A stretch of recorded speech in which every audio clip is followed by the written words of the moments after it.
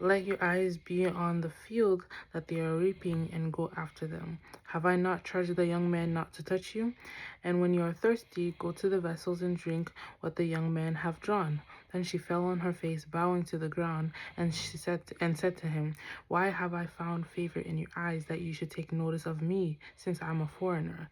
But Boaz answered her, All all that you have done for your mother-in-law since the death of your husband has been fully told to me, and how you left your father and your mother and your native land and came to a people that you did not know before. 12. The Lord repay you for what you have done, and a full reward be given to you by the Lord, the God of Israel, under whose wings you have come to take refuge. Then she said, I have found favor in your eyes, my Lord, for you have comforted me and spoken kindly to your servant, though I am not one of your servants. 14. And at mealtime Boaz said to her, Come here and eat some bread and dip your morsel in the wine. So she sat beside the reapers, and he passed um, to her roasted grain, and she ate until she was satisfied, and she had some left over. 15. When she rose to glean, Boaz instructed his young man, saying, Let her glean even among the sheaves, and do not reproach her. And also pull out some of the bundles for her, and leave it for her to glean, and do not rebuke her. So she gleaned in the field until evening, and she beat out what she had gleaned, and it was about an ephah of barley. And she took it up and went into the city. Her mother-in-law saw what she had gleaned. She also brought out what food she had left over after being satisfied. 19. And her mother-in-law said to her, Where did you glean today? And where have you worked?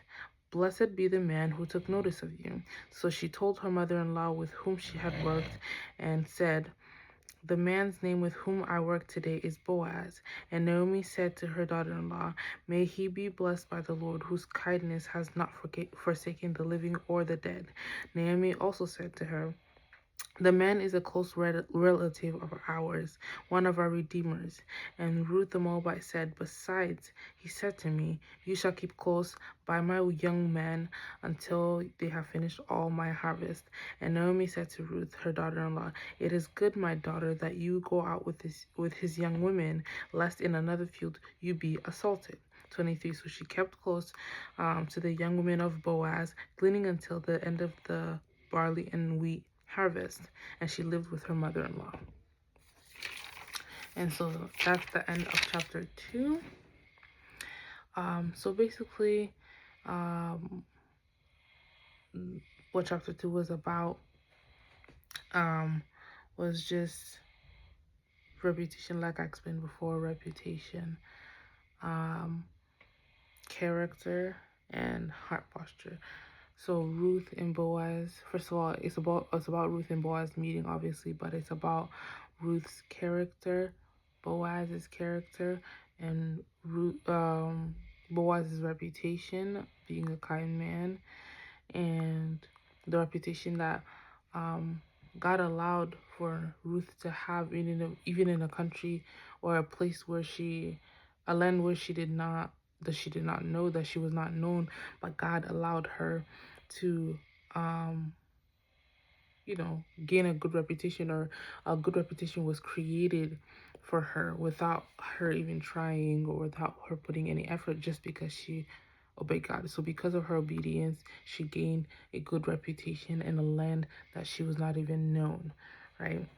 And then for character, Ruth showed, first of all, good character, obviously, just by following her mother-in-law and being there. But then she also showed good character in being grateful and humble towards Boaz, as Boaz was being kind to her and showing her favor and saying all these things, right?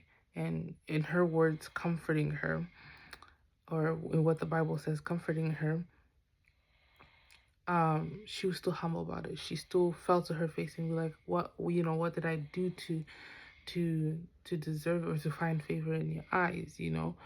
Someone else, or someone else in our days, or if someone's not humble, maybe they might be like, yeah, I did follow her, I did this. Yeah, you kind of try to take the glory for herself, but she didn't do that. She humbled herself. She threw her face down, and asked, what did I do to find such favor in your eyes? So she wasn't even considering what she did for her following her mother-in-law, with no benefit to her, a sacrifice. She did it out of the kindness of her heart, and that points us to one of the other points, which was heart posture.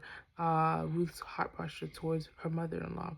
Her heart posture, Ruth's heart posture towards her mother-in-law was very pure. It was a very pure heart posture. It was very I would say